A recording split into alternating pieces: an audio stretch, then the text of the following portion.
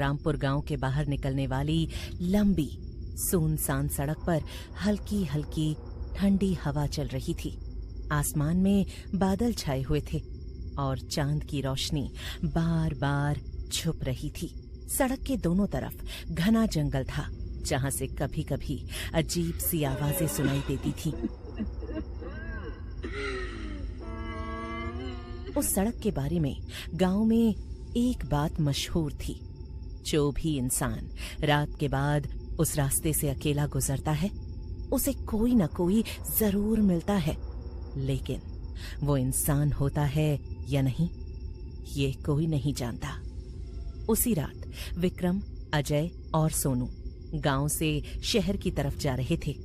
तीनों हंसते बोलते चल रहे थे, लेकिन जैसे जैसे वो जंगल वाले हिस्से में पहुंचे, माहौल बदलने लगा। यार अजय, ये सड़क दिन में तो ठीक लगती है, लेकिन रात में तो कुछ ज्यादा ही डरावनी हो जाती है। ऐसा लग रहा है जैसे कोई हमें देख रहा हो। तू भी ना विक्रम, हर जगह भूत ढूंढता रहता है। ये बस जंगल है, इसीलिए आवाजें आ रही हैं। कुछ भी मत सोच और आगे बढ़। अरे अगर सच में कोई भूत मिल गया ना, तो मैं उससे पूछूंगा कि इतने सालों से यहाँ खड़ा क्या कर रहा है, थोड़ा काम धंधा करे। तीनों हंसते हैं, लेकिन तभी अचानक सामने सड़क के बीचों बीच एक औरत खड़ी नजर आती है। वो सफेद कपड़ों में थी, उसके बाल चेहरे पर गिरे हुए थे और वो बिल्कुल हिल नहीं रही थी। अरे ये कौन है इस वक्त यहाँ? शायद किसी को मदद चाहिए, चल पूछते हैं। तीनों धीरे धीरे उसके पास जाते हैं। सुनिए, आप ठीक हैं? आपको कहीं जाना है क्या? वो औरत धीरे धीरे अपना सिर उठाती है। उसकी आंखें पूरी तरह काली थीं और चेहरा आधा सड़ा हुआ। और फिर बहुत देर कर दी तुमने आने में। भागो! तीनों डर के मारे उल्टी दिशा में दौड़ पड़ते हैं। पीछे से उस औरत की हंसी गूंजती रहती है।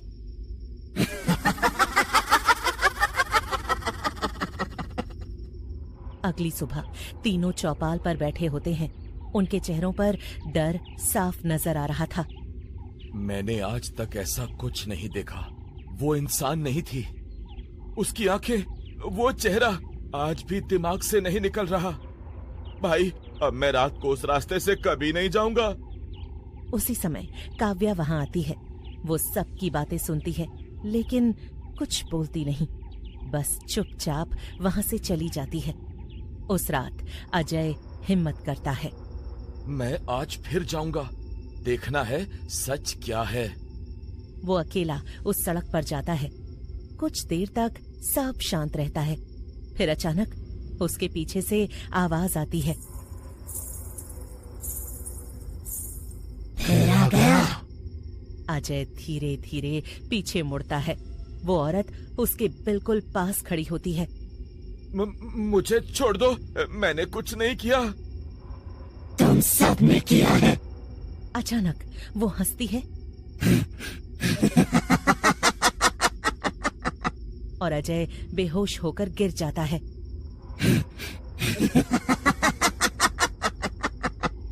अगली सुबह अजय सड़क के किनारे पड़ा मिलता है। उसकी कलाई पर गहरे निशान होते हैं। अब विक्रम फैसला करता है। अब ये मामला हमारे हाथ से बाहर है, हमें बाबा को बुलाना होगा। बाबा गांव में आते हैं और उस सड़क के पास खड़े हो जाते हैं। ये आत्मा बहुत गुस्से में है और जब तक इसका बदला पूरा नहीं होगा, ये किसी को नहीं छोड़ेगी। ये है कौन? सालों पहले इस रास्ते पर निशा नाम की एक औरत का एक्सीडेंट हुआ था, लेकिन वो एक्सीडेंट नहीं था, उसे जानबूझकर मारा गया था। काव्या का चेहरा एकदम बदल जाता है। उस रात काव्या अकेले उस सड़क पर जाती है। निशा, मैं जानती हूँ तू यही है। हवा तेज हो जाती है और चुड़ैल अगले ही पल सामने आ जाती है। काव्या, तू भी थी उनमें? काव्या रोने लगती है। हाँ,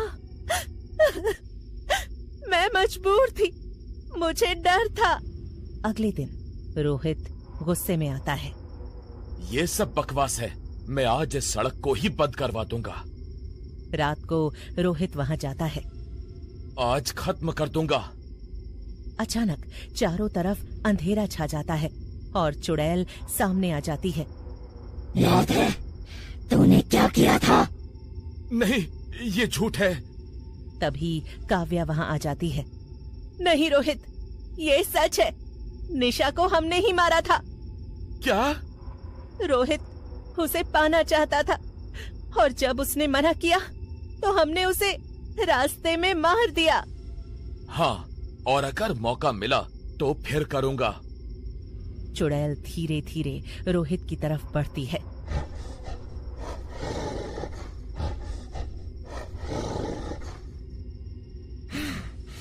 अब तेरा हिसाब पूरा करने का समय आ गया है। अचानक रोहित हवा में उठ जाता है और जोर जोर से चिल्लाने लगता है। बचाओ बचाओ बचाओ, कोई बचाओ हमें। कुछ ही पलों में उसकी लाश सड़क पर गिर जाती है। काव्या जमीन पर गिरकर रोने लगती है। निशा, मुझे माफ कर दे।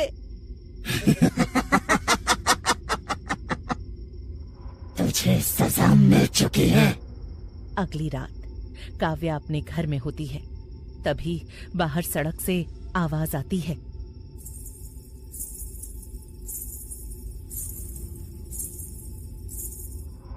अब मेरी जगह तू है।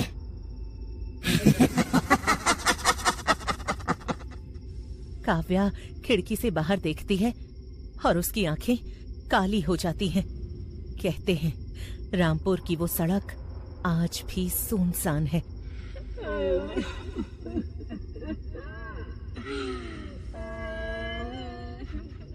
और जो भी रात के बाद वहां जाता है वो या तो वापस नहीं आता या फिर वापस आता है लेकिन पहले जैसा नहीं रहता।